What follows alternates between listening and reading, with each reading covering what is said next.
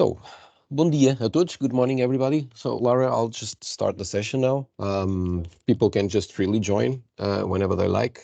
Bom dia a todos, mais uma vez. Bem-vindos a mais um webinar aqui promovido pela Química, em parceria hoje com a nossa representada, a Marks International, SepSolve Analytical, que não pertencem ao mesmo grupo. O tema de hoje fala-nos de cromatografia compreensiva, GC por GC, para diversos desafios, da investigação ao trabalho de rotina. A convidada e palestrante é a doutora Laura McGregor. She will be presenting the session. Muito obrigado. Thank you, Laura, for accepting the invitation and doing this. By the way, a sessão será feita em inglês. And Laura é Product Marketing Manager na SepSolve Analytical. Nesta sessão, a Laura irá falar-nos de os mais recentes avanços tecnológicos aqui na técnica de GC por GC, de análise compreensiva de cromatografia gasosa, e a forma de como esta técnica está a passar daquilo que era um nicho de mercado para as áreas mais comuns e mesmo em ensaios de rotina. Durante este webinar vamos, obviamente, abordar as vantagens e as desvantagens das técnicas de modulação, sendo que neste caso são as duas as principais, que é a modulação de fluxo e a modulação térmica. Ambas estão presentes no portfólio da SepSolve, sendo que há muitos anos que começou pela modulação de fluxo, depois passando agora mais recentemente também a juntar ao portfólio a modulação térmica. Além disso, vamos compartilhar, obviamente, alguns exemplos e aplicações reais associados a esta técnica para demonstrar o poder da separação de GC por GC, usando também ambas as técnicas. Em suma, com o webinar pretendemos que vocês que estão aqui a assistir possam ficar a saber das vantagens do uso da GC por GC sobre GC convencional, das técnicas em si, não é? Destas duas técnicas de modulação, de fluxo e da térmica. Falamos um bocadinho, obviamente, de cada um dos insights, inside flow e inside thermal da SepSolve, e depois mostrar alguns exemplos práticos de ensaios inclusivamente de rotina, como incluindo perfis de aromáticos, odores, impressões digitais de análises petroquímicas, monitorização ambiental, por aí fora. Mas antes ainda de passar aqui a palavra à Laura, eu gostaria só de sucintamente resumir e refrescar o que é a Química hoje em dia. Laura, can you just please change one slide? I think you have the control. Yeah, thank you very much. Ok, bom, então, a Química, bom, para muitos de vocês é conhecida, está no mercado aqui há muitos anos, é uma referência em Portugal no fornecimento aqui de software, de hardware para equipamento de laboratório e de software, claro, associado aos equipamentos hoje em dia, a formação e o serviço, que são algo que privilegiamos bastante para aqui para as técnicas analíticas e controle de qualidade. Somos atualmente quase 50 colaboradores, sendo que mais de 20 se dedicam o teu tempo e por inteiro ao serviço pós-venda e assistência técnica. Temos escritórios em Lisboa e no Porto e cobrimos todo o território nacional. Os nossos clientes, parceiros de negócio, encontram-se praticamente em todos os setores do mercado, desde o privado ao setor público, passando, desde a indústria extratora, agrícola, aos mais avançados centros de investigação. Apresentamos soluções para laboratório, química, fisicoquímica, bioquímica, biologia, molecular, ciências da vida, para rotina, investigação e desenvolvimento, setor privado, setor Estado, as soluções também para o controle de qualidade, seja laboratórios de serviço, seja indústria, seja produção, seja IPC, In-Process Control, não é?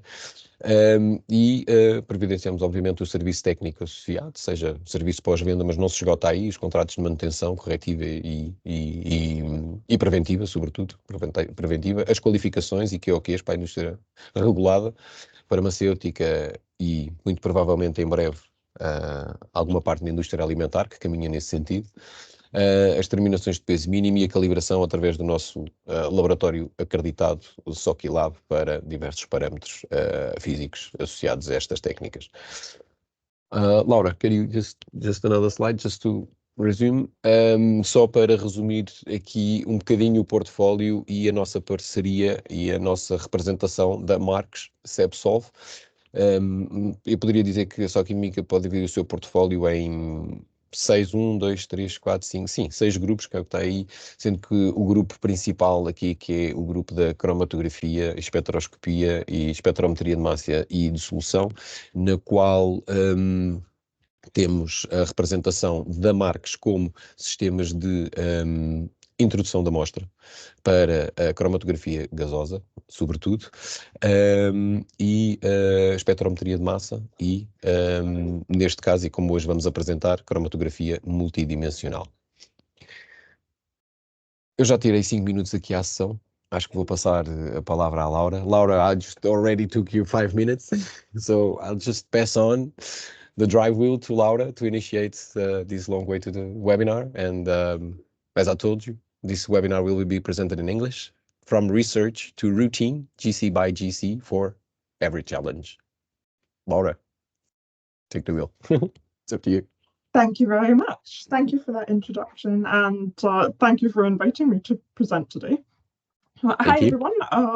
My name's Laura McGregor, and as you've heard, I'm the Product Marketing Manager at SepSolve Analytical. Just mute myself as well, sorry. Today I'm going to be discussing how to choose the right modulator for your GC/GC application. So we'll be looking at both flow modulation and thermal modulation and the advantages and limitations of each, and seeing them both in action for some real-life applications. So very briefly, before we get started, a quick overview of SepSolve. We're an instrument and solutions provider who are part of the Schoenberg Analytics Group alongside Marks International. And between the two companies, we manufacture instruments for sampling and analysis of volatile and semi-volatile organic compounds from various different matrices. Now, while Marks are better known for their thermal desorption and sample extraction and enrichment technology and sampling accessories, SepSolve are more focused on the separation, specifically GC/GC, as well as the detection with our benchtop 2 time of flight MS, and various software platforms for acquisition, processing, and chemometrics. And at SepSolve, we've been involved with GC/GC for a long time now, dating back to when the first generation of our benchtop mass spectrometers were introduced way back in 2008. We then branched out into our own hardware and software specifically for GC/GC with the release of our Insight Flow modulator and Chromespace software. But we've been dedicated to the continued development of the technology for both the hardware and software to make it simpler to use and amenable to as many applications as possible.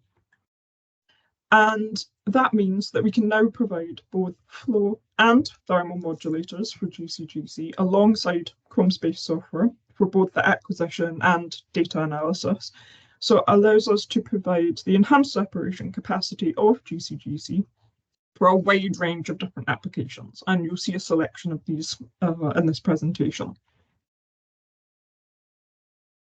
So taking a step back to ensure that we're all on the same page before we dive into the details of the modulation techniques and see some examples of GC/GC in action, let's see a quick synopsis of what it is. So this is an advanced separation technique where we apply a second separation on a column with a different stationary phase to the first separation. So rather than getting a chromatogram like the line chromatogram you see at the front here, like in a traditional GCMS, we separate on a second column as well. So we pull apart the complex samples based on two different chemical properties. So you can separate out compounds that would have collated in 1D GC. For example, you might be separating based on volatility in the first dimension and then polarity, or vice versa, depending on the choice of columns. But the key aspect is it is giving improved separation. If you look at this one peak that was separated out in the 1D GC chromatogram, you can see in GC/GC that there's 1, 2, 3, 4 peaks that are all separated out by that second dimension. So you are getting greater insight into the sample composition. Now, in this presentation, I want to focus on the modulators, so I don't have time to go through all of the background to GC/GC here, but if you would like more information, I would urge you to watch our recent webinar on demystifying GCGC using the QR code in the corner there, and that's available on demand at any time that suits you. What I will say, though, is that the most essential part of a GCGC system is indeed the modulator. You can't perform GCGC without it, and its job is to preserve the separation from the first column.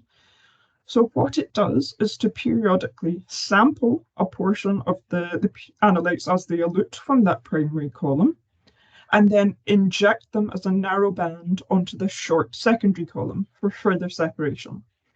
And you can see from the schematic here, the side benefit of this is that we get much narrower peaks, which then often boosts the signal to noise as well for better detection limits too.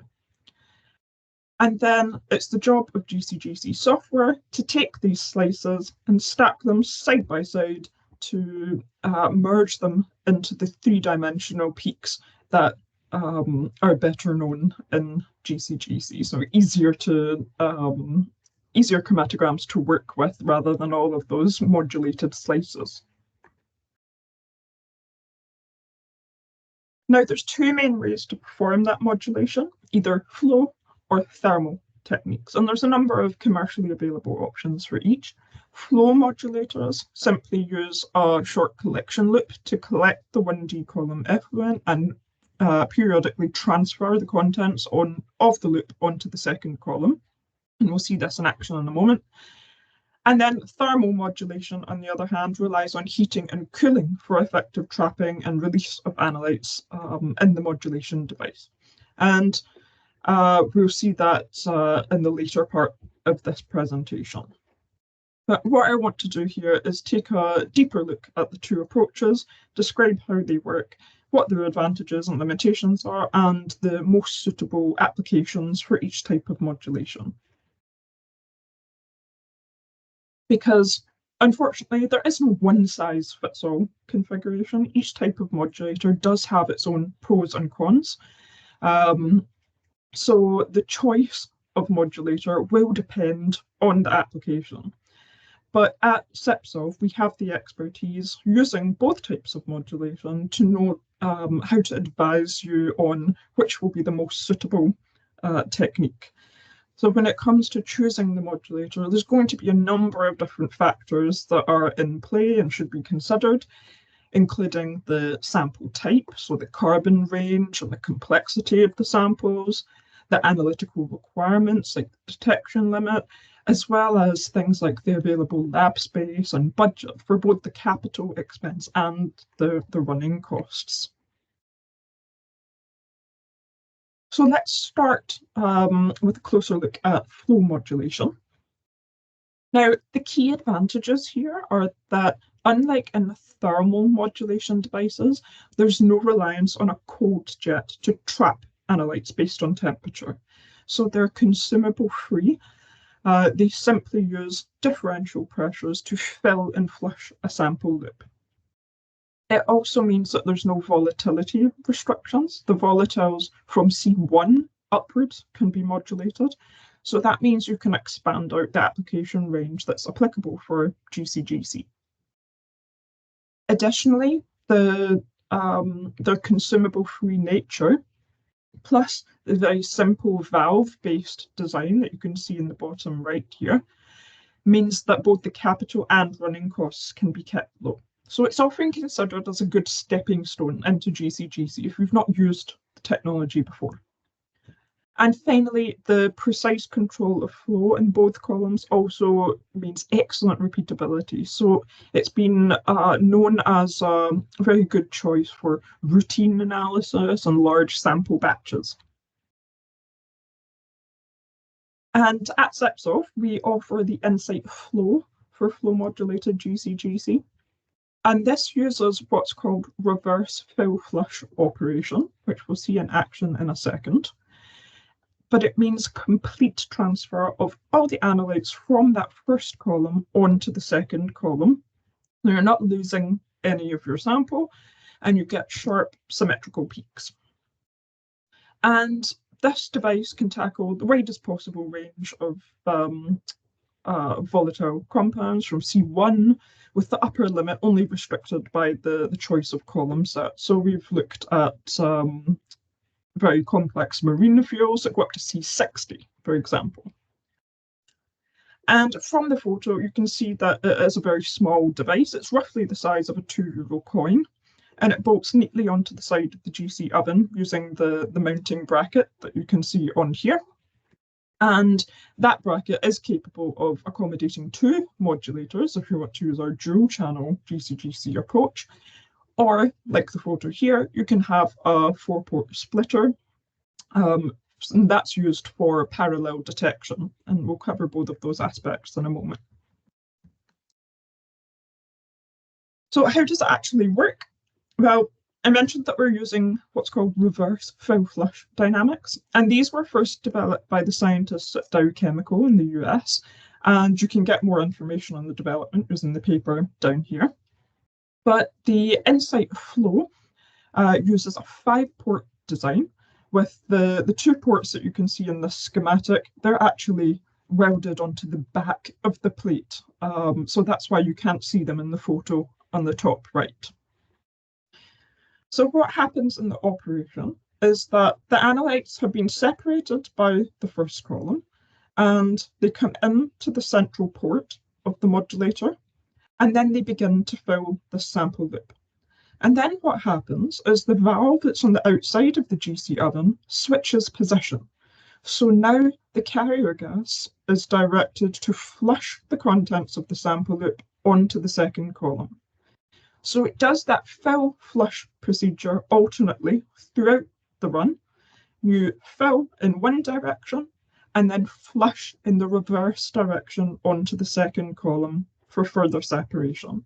So that's why it's called reverse fill flush.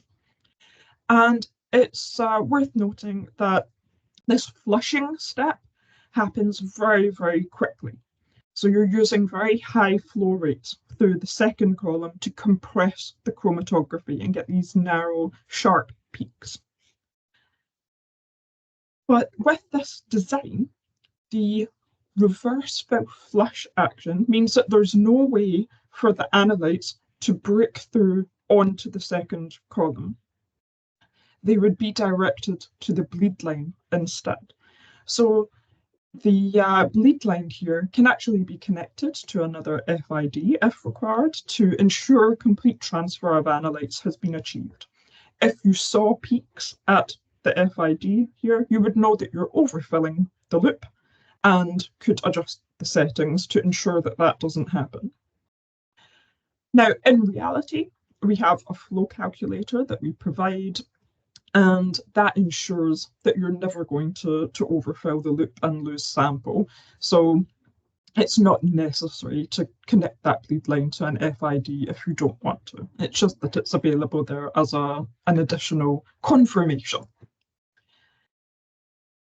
Now, we're of course also just filling and flushing a loop. So this is why there's no volatility restrictions. We're not using temperature to trap compounds, so it means that those very volatile species can be modulated as efficiently as semi-volatiles, and that's what makes flow modulation a really good fit for discovery type analysis, non-targeted analysis in applications like aroma profiling and biomarker analysis, like breath samples, where there may be a lot of different volatile species present, ones that are less than C5, for example.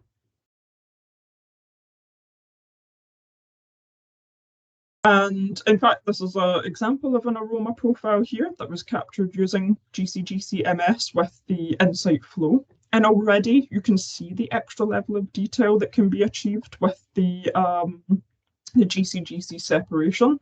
There's a lot of peaks here that would have co-eluted in 1D GC. But if we zoom in on this small section, you can see a number of high loading analytes here that would have masked out all of these other trace components in a 1D separation. In 1D, you're just getting these intense peaks being seen, and all of these trace ones in the GCGC chromatogram behind it, they've been masked. You might have missed them. But importantly, not just these high loading ones are aroma active. All of these other trace ones are also bringing aromas to the sample. So it's important to be able to capture this level of information because it will impact the overall perceived aroma of the food, especially things like the sulfur-containing compounds that usually have quite potent odors. So even if they're in trace amounts, they can give a big impact on the aroma. Other volatile applications that have really benefited from flow-modulated GCGC include biomarker discovery for non-invasive diagnostics like breath tests. And here, the additional level of detail captured using GCGC means that compounds of importance aren't going to be overlooked. The data can be efficiently compared using chemometric tools like in our Chrome Compare Plus software that you can see here, where we're comparing two different groups of breath samples, and we found a number of sulfur species that were significantly increased in the samples from people in group B. And you can see those in the red markers on the right-hand side here. And using workflows like this and things like the volcano plots on Chrome Compare Plus, it means you can simplify the search for biomarkers of disease. So flow modulation is a really good fit there. And the repeatability of flow modulation has also lended itself well to routine applications. For example, we've been taking part in the interlab study of a new ASTM method that's based on flow modulated GCGC with FID. And it's for speciating hydrocarbons and jet fuel and other middle distillates. And this method is for group type analysis of the key hydrocarbon classes that you can see on here, the naphthalene, monoaromatics, the paraffins, etc. And in this case, we've got all of the tools to satisfy the method within the Chrome Space software, drawing these stencil regions to get a quick overview of the sample composition. Now, I mentioned the repeatability of flow modulation is a good fit for those routine high throughput applications, and this is another example of that, where we've used the dual channel system. So this is where we put two Insight flow modulators in the same GC oven hooked onto the bracket that you can see here. And then we have two column sets with a dual injection and two FID detectors so that we can run two samples simultaneously. And this gives doubled productivity for things like the analysis of total petroleum hydrocarbons in the environment. And this is a proven, accredited solution that we have in operation in numerous different environmental contract labs. And the dual injection system just allows two samples to be acquired and processed simultaneously in the Chrome Space software. And it means that you're getting the double productivity without having to use extra lab space, because extra lab space is typically scarce in these contract labs. And the beauty of GCGC in this case means that for the total petroleum hydrocarbons, the aromatic compounds look later in the second dimension than the aliphatics. So you can classify them all within one run without having to do any offline sample fractionation. So that saves on costs as well. Now, flow modulation clearly has lots of advantages based on these examples, but one of the limitations has been that it's often thought of as more complicated to use. But that doesn't have to be the case. Previously, when you were using this type of technology, the bleed line would have to be altered when certain oven settings and column settings were altered. So it made method development more time consuming. But what we've developed is a bleed line control kit. That means that you don't need to update the bleed line when there are regular changes to the column configuration or during method development when the flow rates are being altered.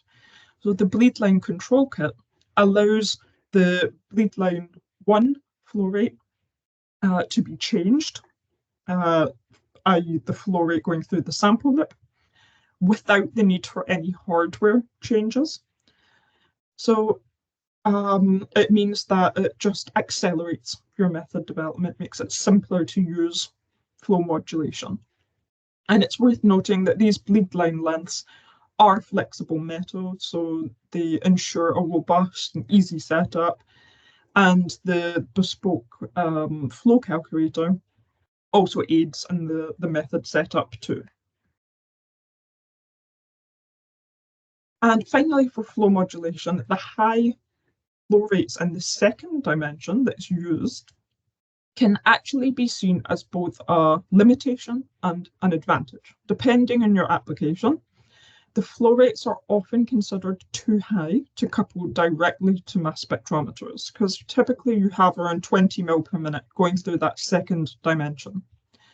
But there are configurations available that can allow this to be done successfully, and we have indeed done this with our benchtop 2 MS to get flow rates a little bit lower, to say 6-7 mil per minute, and go directly into the MS. But alternatively, what's usually done is that the flow is split between two detectors. So this is what's called parallel detection, and it's simple to configure when you're using flow modulation.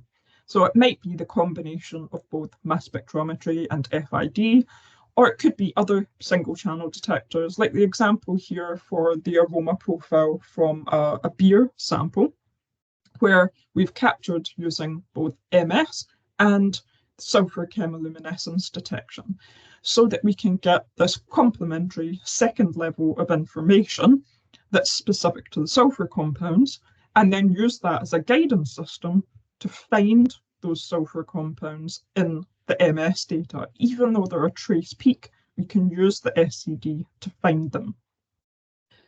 So that's why I see it as being an advantage as well, because you do get the ability to capture those two data sets that have complementary information. And I should mention that we have the 4-port paired splitter that we recommend when you're doing this type of analysis with two different detectors that have different operating pressures, like FID and MS, so that you ensure a constant split ratio is maintained between the two detectors throughout the run. Now, moving on to thermal modulation. Here, the analytes become enriched in the carrier gas, while in flow modulation, they're effectively being diluted in those higher 2D flow rates.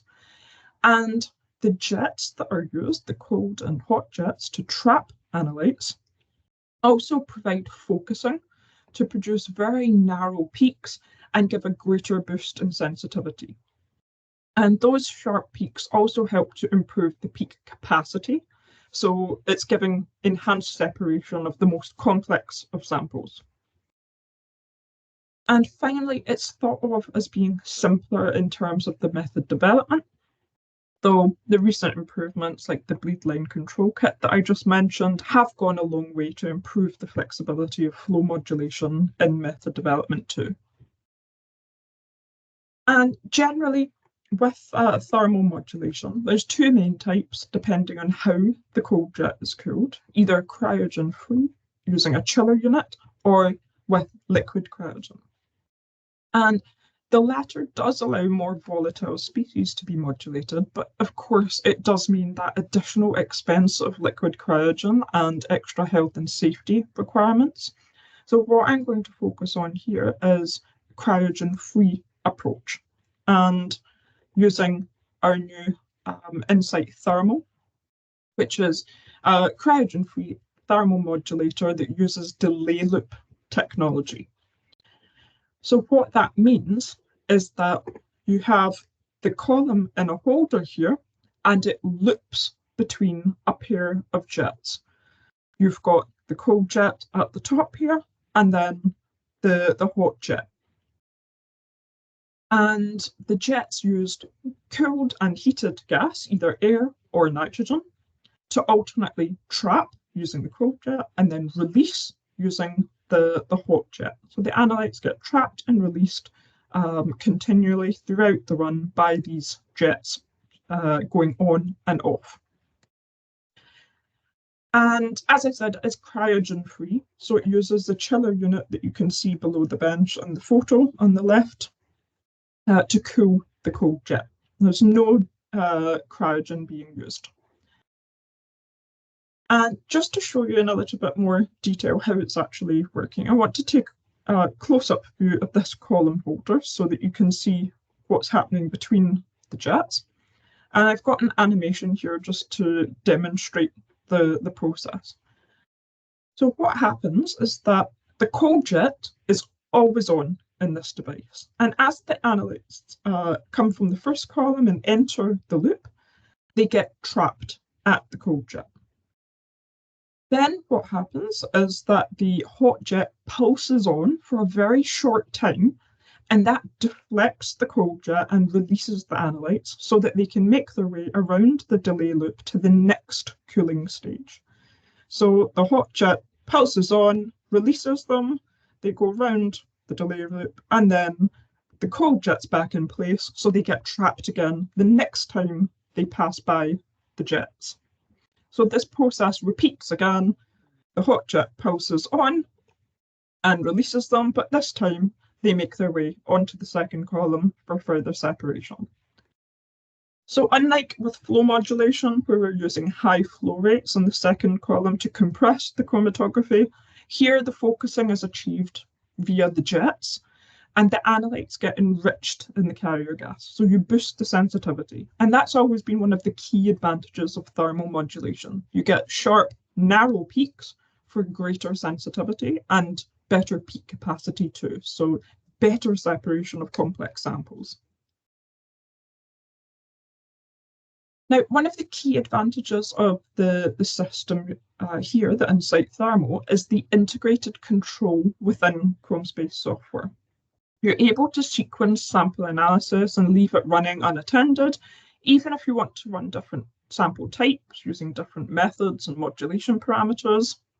You can see in the method here, you're able to change the different settings, the modulation time and the duration of the hot jet, etc. So it means that you can leave the system running, and it's got more flexible method development because you can leave samples running under different conditions. And within the method, we do also have full control of all the modulator parameters, including ramped flow rates for the cold jet itself, and ramped temperature rate for the hot jet that you can see in the graph here. And that's really important because it means that the cold jet flow can be ramped down as the run progresses, while the hot jet temperature can be ramped up. And that can extend the range to look at very high boilers, like you can see in this vacuum gas oil sample with C50 plus being modulated, because without this ramping down of the cold jet flow, the cold jet can be too cold and it can irreversibly trap the high boilers. And that's a well-known issue with previous thermal modulators. And you can see it in this paper from 20 years ago now, where they used a modified thermal modulator to show the difference between running with and without ramped cold jet flow rates.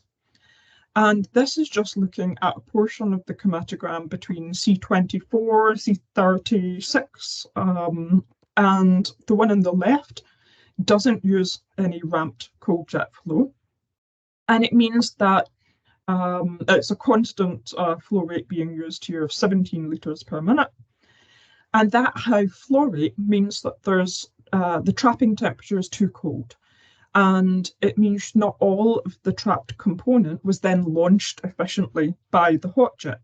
And you can see this tail happening in the chromatogram. And as you get to higher carbon numbers, it means that you almost lose these components completely. But with ramped cold jet flow rate, when you decrease the cold jet flow as the run progresses, you can see that the chromatography is much improved and you're getting these higher components being modulated efficiently. So that's why this ability to ramp the flow rate and the temperature is very important, because it means you can get efficient modulation of C50 plus from this device. And of course, we have also tested it in the opposite end of the scale with a method and column set tailored for the more volatile compounds, where we can confidently trap the C7 upwards using this cryogen-free approach. And as you can see, this does include benzene, which we would normally term as C6.5, and even hexane itself is partially modulated. Now, of course, using liquid cryogen thermal modulators, you can extend capability for volatiles, but it means added running costs as well as health and safety issues, which is why we focused our attention here on a cryogen-free option. Now, a previous limitation of thermal modulators has been it's quite a challenge to install the column set and ensure that the loops are positioned correctly between the jets and stay well aligned throughout analysis. But here we've designed a column holder that makes it very easy to do this. And this is our patent pending design, where the column holder itself can be removed from the device to wrap the column around in this figure-of-8 design, which effectively locks the column into the right configuration, so that when you put the column holder back onto the modulator, the loops are perfectly aligned between the jets here. And if we zoom in on the front of the holder, you can see there's a couple of small grooves in here that just help to secure the loop sections in place.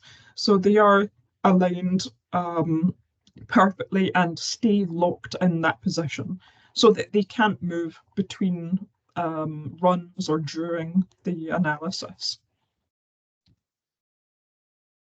And that really aids the reproducibility too. As you can see from the chart here, for 80 injections of a grub mix over 4 non-consecutive days, and we're showing the stability here of the second dimension retention times for a few different components across the chromatogram, you can see listed here. And you can see that they're very consistent retention times. The standard deviation is less than 10 milliseconds. So we're getting really repeatable retention times since the loops aren't moving position. They're locked in place by that column holder. And the peak areas too, very repeatable, even before using any normalization to an internal standard. They're all less than 3%. And when you do normalize, it's more in the range of 1 to 1.5%. So really repeatable peak areas again too. Now, another issue with thermal modulation has been the reliability using unattended analysis. Because in other designs, the excessive cold jet flow rates can often cause issues between the runs or between sequences when the oven temperature is low. Because the cold jet is so cold, it's going to freeze any moisture that's in the air and form icicles, which then need to be defrosted before you start your analysis again.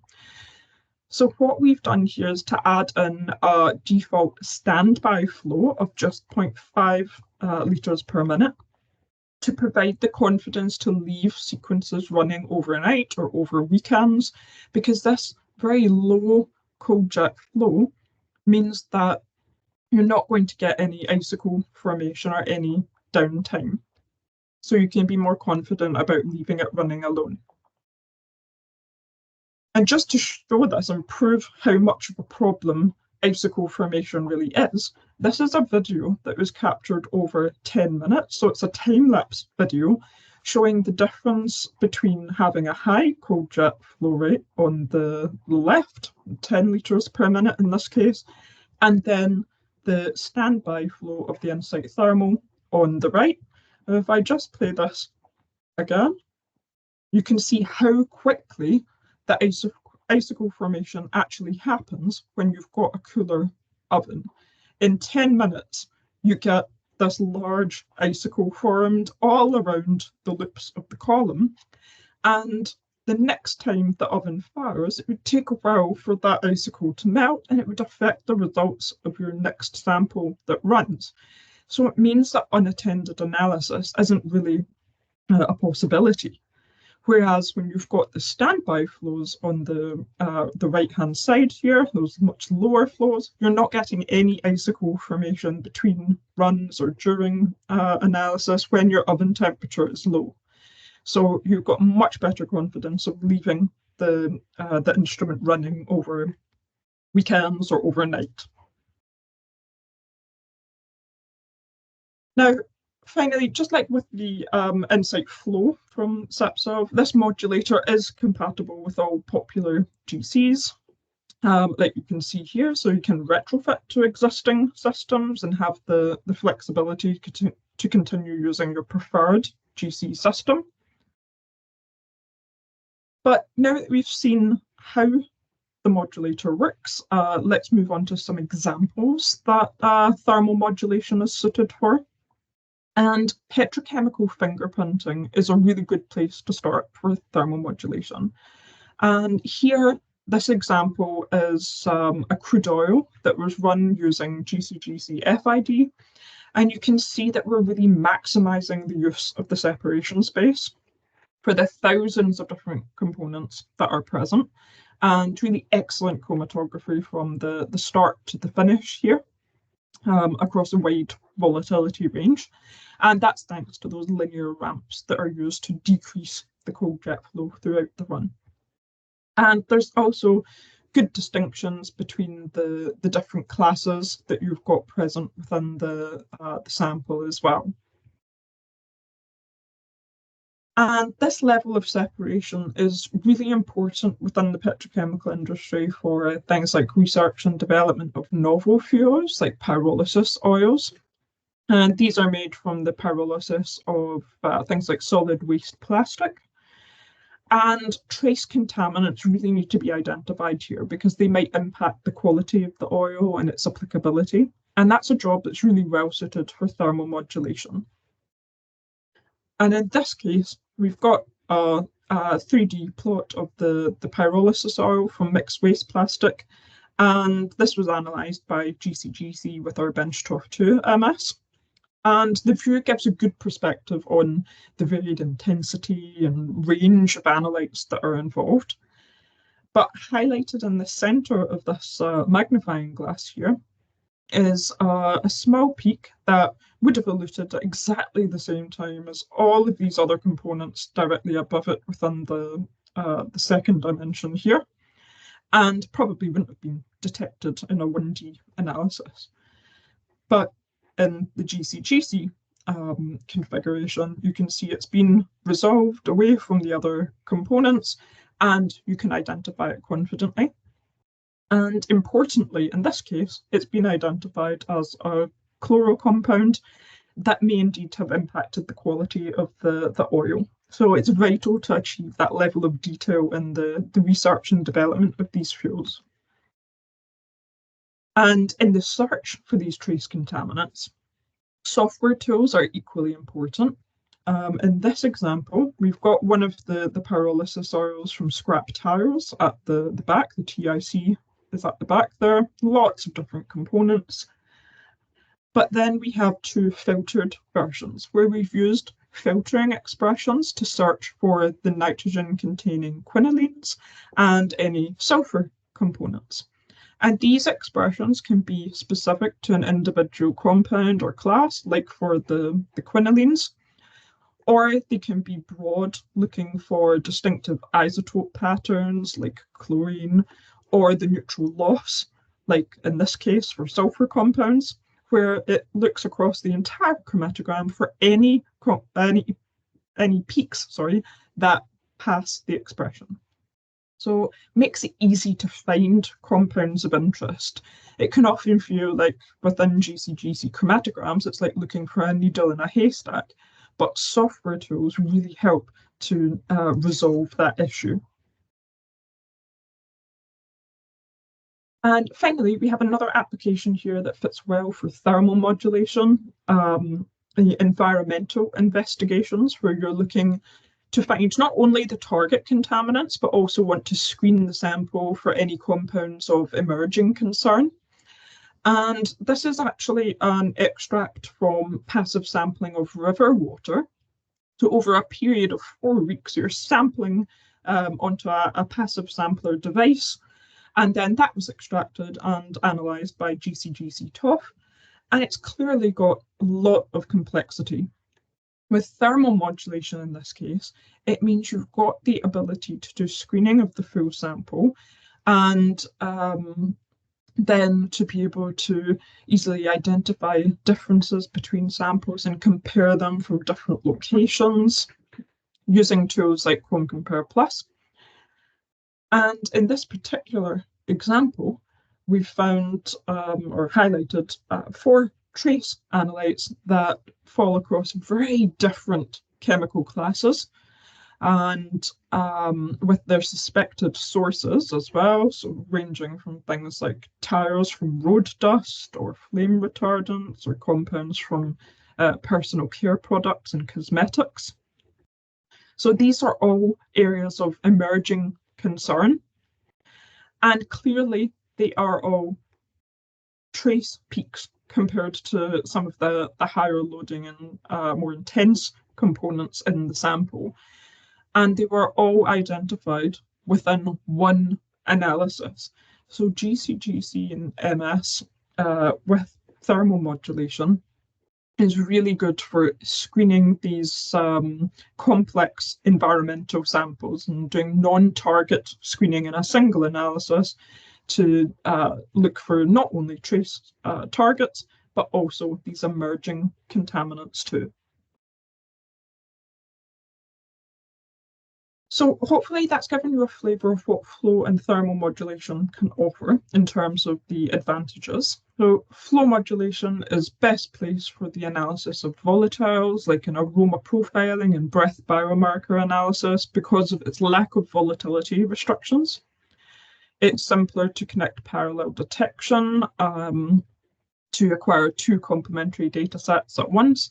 And it's a simpler design, so it's got a lower cost of entry as well as lower running costs too. It makes it a good stepping stone onto GCGC technology. Well, the one drawback is that it may not be able to reach the same detection limits as thermal modulation, though connecting to pre-concentration techniques for sample introduction, like thermal desorption, can actually help to counter that. Then for thermal modulation, the benefits are the enhanced sensitivity as the analytes are enriched in the carrier gas. The focusing of the jets gives the narrowest peaks for improved peak capacity, and then improved separation of the very complex samples like petrochemicals.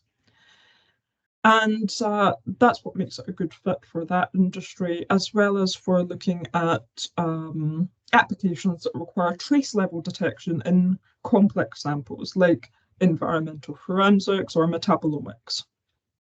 So in terms of the limitations, particularly for cryogen-free thermal modulation, it's not going to be capable of modulating very volatiles. With the Insight Thermal, we can look at from C7 upwards. It does cover quite a wide range, but those very volatile compounds like the C5, C4, flow modulation is going to be a better fit for those. And as you've seen at SepSolve, we can cover both aspects with the Insight range of modulators. And these have additional specific advantages over what we've just seen in the flow versus thermal comparison. With the Insight Flow, you've got the adjustable sample loop and bleed line kit that give better flexibility in method development. It's robust and already in operation in a number of high throughput labs running accredited methods. And the there's the unique option for running dual channel GC/GC FID to double productivity by allowing analysis of 2 samples simultaneously. So that can be really important for things like the total petroleum hydrocarbons in contract labs, or for things like the new ASTM method for doing group type analysis of jet fuels. On the other hand, with Insight Thermal, you've got new levels of performance and productivity for thermally modulated GC/GC. You've got full control of the jets within Chrome-based software, and that includes the advanced jet control to allow those linear ramps to be applied to both the cold jet flow rate and the hot jet temperature. And it gives better compatibility with high boiling point analytes. So we can look at from C7 and C50 plus on this particular modulator. The column holder has been designed for ease of use to make column installation fast yet precise, and to ensure the modulation loops do stay in position throughout analysis to get better repeatability.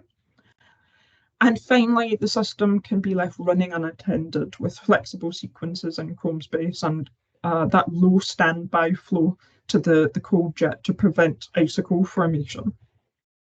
So it really is making thermal modulation more amenable to routine analysis. And those modulators can, of course, be provided as standalone systems to upgrade an existing platform, but they can also be integrated into our full end-to-end workflows from the sample introduction all the way through to the data analysis and chemometrics.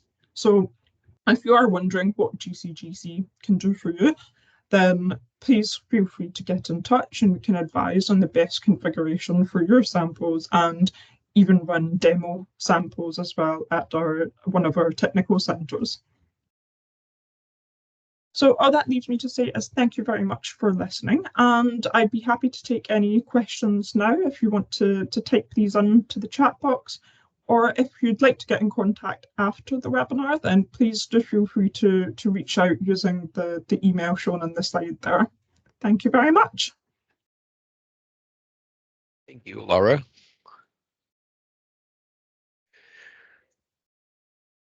Alguma questão que tenham, por favor,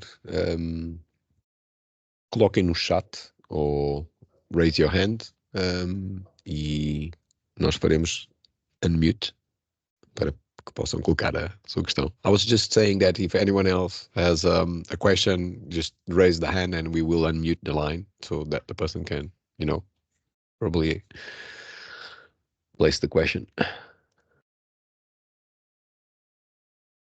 No questions? Well, the session has been recorded, I think. Yeah, it has been recorded. It's been on for an hour and 11 minutes now. Well, I think, is this a raising hand? No. So someone else, someone was asking if this is being recorded, and yes, the session is being recorded, and I think we can make this available through a link afterwards. We will send a recap email thanking everybody and with a link for the recording session or this recorded session. Well, there's you can see the chat, Laura. Yeah. Yes, I can. Well, but I guess there's no questions there, and I mean we still have a few people in the session. If no one has any question, then I think we can end this webinar and close the session, I guess. And if it's so, thank you everybody for attending. I hope it was satisfying, and thank you, Laura, for the excellent presentation and for all the insight that you gave us on GC by GC and the modulators, the inside modulators. No pun intended. The inside modulators, yes. And I hope to see you again in some other webinars that probably we will soon organize, and with SepSolve in March, I hope. Thank you very much again for inviting me, and thank you everyone for joining. Thank you, then. Have a nice week. Thank you. You too. Bye-bye. Bye. Take care. Bye to everybody.